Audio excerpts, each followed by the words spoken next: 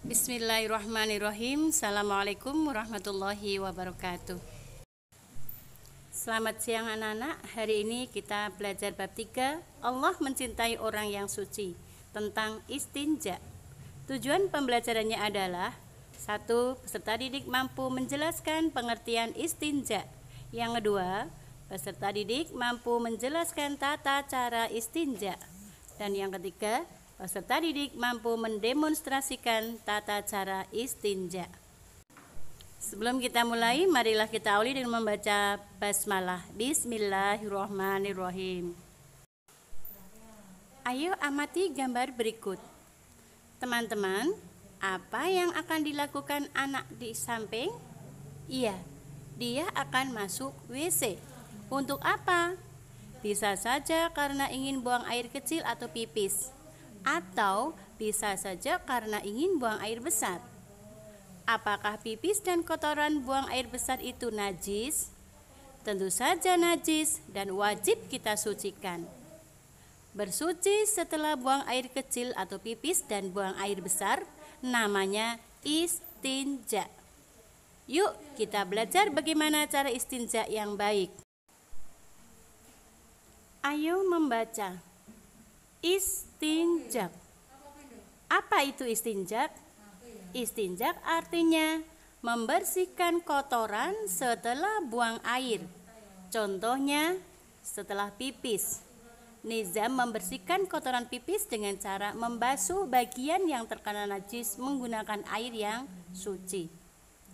Setelah buang air besar, Alifah membersihkan kotorannya dengan cara membasuh bagian yang terkena najis menggunakan air yang suci.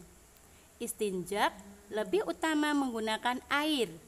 Istinjak juga boleh menggunakan batu dan kayu. Ingat anak-anak, istinjak tidak boleh menggunakan benda basah dan licin. Apa contoh benda basah dan licin? Contohnya kelereng, kaca, kue, itu tidak boleh untuk dipakai istinjak. Sekarang ayo bernyanyi. Judulnya Toharoh. Iramanya Kemarin Paman Datang ciptaan Ate Mahmud. Toharoh artinya bersuci. Toharoh artinya bersuci. Bersuci dari hadas kecil dengan wudu, bersuci dari hadas besar dengan mandi, bersuci dari najis dengan dicuci, bersuci pakai air yang suci. Toharoh artinya bersuci. Toharoh artinya bersuci. Bersuci dari hadas kecil dengan wudu, bersuci dari hadas besar dengan mandi, bersuci dari najis dengan dicuci, bersuci pakai air yang suci. Anak-anak, sebagai anak muslim yang pintar dan hebat, tulislah tata cara buang air di kamar mandi dengan melihat gambar dan mengisinya pada kolom di bawah ini. Gambar 1 adalah tangan, artinya mencuci tangan. Gambar 2, masuk kamar mandi harus berdoa. Yang ketiga, di kamar mandi pipis atau buang air besar dengan jongkok. Yang keempat, kelima, keenam, ketujuh, lanjutkan bersama orang tua kamu di rumah. Sekarang ayo membaca doa masuk kamar mandi.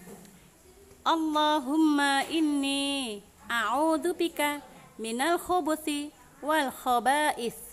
Artinya, ya Allah, sesungguhnya aku berlindung kepadamu dari setan perempuan dan setan laki-laki.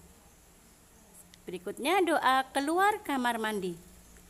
Alhamdulillahilladzi adhaba anil adza wa afani. Artinya, segala puji bagi Allah yang telah menghilangkan kotoran dan menyehatkanku. Anak-anak, ketika kalian masuk kamar mandi, dahulukan kaki sebelah kiri. Sedangkan kalau kalian keluar kamar mandi, dahulukan kaki kanan. Anak-anak harus diingat larangan di kamar mandi. 1. Di kamar mandi kalian tidak boleh membaca Al-Quran. Yang kedua, berzikir dan berdoa. 3, makan dan minum. Yang keempat, bernyanyi, bercanda, bermain dan berbicara. Dan yang kelima, masuk kamar mandi bersama teman. Itu adalah hal-hal yang dilarang di kamar mandi. Anak-anak dengarkan Bu Guru membacakan rangkuman berikut ini. 1. Najis artinya kotoran. 2. Najis wajib kita sucikan menggunakan air yang suci. 3. Suci artinya bersih menurut agama. 4. Allah Subhanahu wa Ta'ala mencintai orang-orang yang suci. 5. Setiap pakaian yang terkena najis tidak boleh digunakan untuk sholat. 6. Jika seseorang sholat menggunakan pakaian yang terkena najis, maka sholatnya tidak sah, wajib mengulanginya. 7. Najis dibagi menjadi 3 jenis, yaitu najis ringan, contohnya pipis bayi laki-laki yang belum makan dan minum selain ASI. B.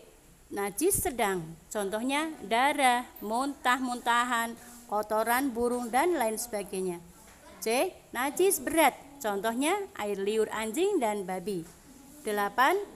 Cara mensucikan najis ringan dengan memercikkan air pada benda yang terkena najis setelah najis tersebut dihilangkan terlebih dahulu.